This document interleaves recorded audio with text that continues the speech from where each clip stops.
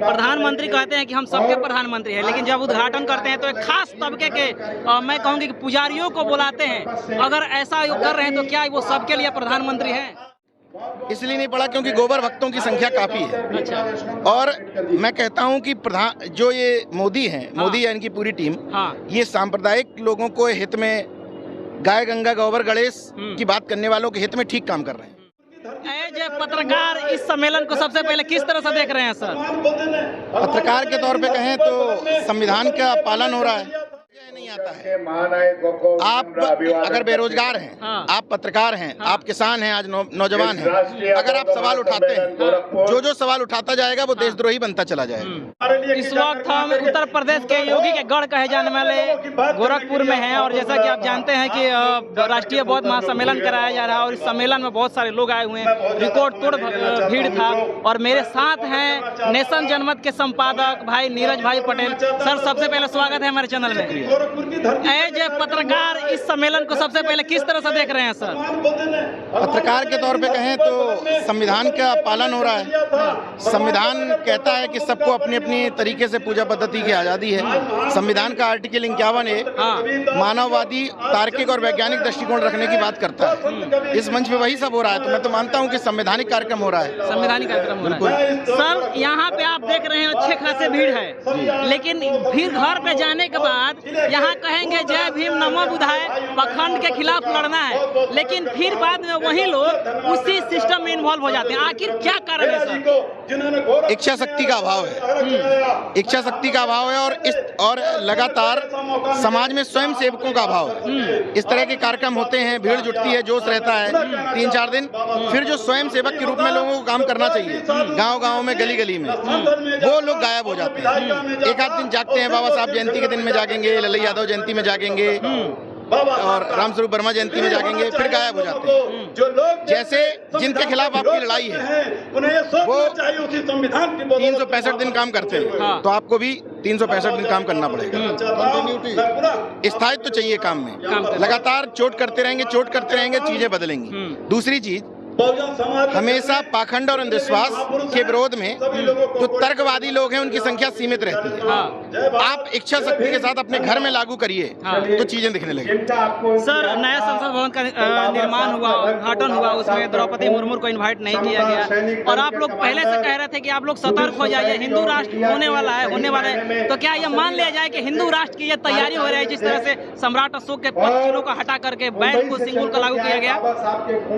सावरकर जैसे एक व्यक्ति को, जो स्पष्ट तौर पर सांप्रदायिक व्यक्ति था, सावरकर को संसद भवन में लगाना, सावरकर के जन्मदिन के दिन साजिश के तहत संसद का उद्घाटन करना, सावरकर के नाम पर फिल्म बनना, ये सब इस तरफ ले जाते हैं। देखिए, मैं एक अनुरोध करना चाहता हूँ कि उसको आप हिंदू राष्ट्र मत कहिए। हिंदू राष्ट्र कहते हैं तो अपने भी लोग उसमें बहक जाते हैं। एक्चुअल में वो सवर्ण राष्ट्र है, सवर्ण राष्ट्र, ब्राह्मण राष्ट्र, ब्राह्मणों के लिए। उसमें 1-2 जातियों का वर्चस्व स्थापित करना है, वर्ण व्यवस्था की पुनर्स्थापना करना है, आपको आपके पुराने पुश्तैनी धंधे में ढकेलना है। उसकी तैयारी चल रही है ताकि उनकी जो जातिगत श्रेष्ठता है वो बनी रहे। प्रधानमंत्री कहते हैं कि हम सबके प्रधानमंत्री हैं, लेकिन जब उद्घाटन करते हैं तो एक खास तबके के मैं कहूँगी कि पुजारियों को बुलाते हैं। अगर ऐसा कर रहे हैं तो क्या वो सबके लिए प्रधानमंत्री हैं? अगर वो प्रधानमंत्री होते, प्राइम मिनिस्टर, तो सबके होते, लेकिन वो प्रचार मंत्री हैं, परिधान मंत्री हैं। परिधान मंत्री अच्छे कपड़े पहनते हैं, तो अच्छे परिधान मंत्री हैं वो, लेकिन अच्छे प्रधानमंत्री नहीं है। अगर वो सबके होते तो सबके कैसे हो सकते हैं? प्रधानमंत्री आधे से ज्यादा समय एक पार्टी विशेष का प्रचार करते हैं, प्रधानमंत्री एक विचारधारा विशेष का प्रचार करते हैं। प्रधानमंत्री जी संसद भवन में पहली बार ऐसा हुआ होगा कि विपक्ष गायब था, राष्ट्रपति गायब था, उपराष्ट्रपति गायब था। मतलब हर वो व्यक्ति जिसको प्रधानमंत्री को सम्मान देना पड़ता, उसको गायब ही कर दिया। बाकायदा लिखित रूप से सारे विपक्षी पार्टियों ने इस चीज का विरोध किया था, फिर भी लेकिन उसको इस चीज का परवाह नहीं पड़ा। क्यों आखिर? इसलिए नहीं पड़ा क्योंकि गोबर भक्तों की संख्या काफी है। अच्छा। और मैं कहता हूं कि जो ये मोदी हैं, मोदी या इनकी पूरी टीम, ये सांप्रदायिक लोगों को हित में, गाय गंगा गोबर गणेश की बात करने वालों के हित में ठीक काम कर रहे हैं। वो जिस वजह से सरकार में आए हैं वो काम कर रहे हैं, लेकिन ये मीडिया की भूमिका होती है जो दलाली की भूमिका में आ गई है कि वो लोगों को सही रास्ता बताती, लेकिन उसको पता है कि हम कुछ भी करेंगे वो विपक्ष को जिम्मेदार ठहराएगी। तो जो मीडिया, दलाल मीडिया और प्रधानमंत्री की जो जुगलबंदी है वो देश को पूरी गर्त में धकेल रही है। आखिरी सवाल सर, एक तरफ संसद का उद्घाटन किया जा रहा था, दूसरी तरफ हमारी जवाज बेटियां देश के मेडल जीत कर आती है और उनको सड़कों पर घसीट के मारा जाता है, लेकिन एक ट्वीट नहीं आता है। क्या कहना चाहेंगे? उसकी वजह नहीं आता है।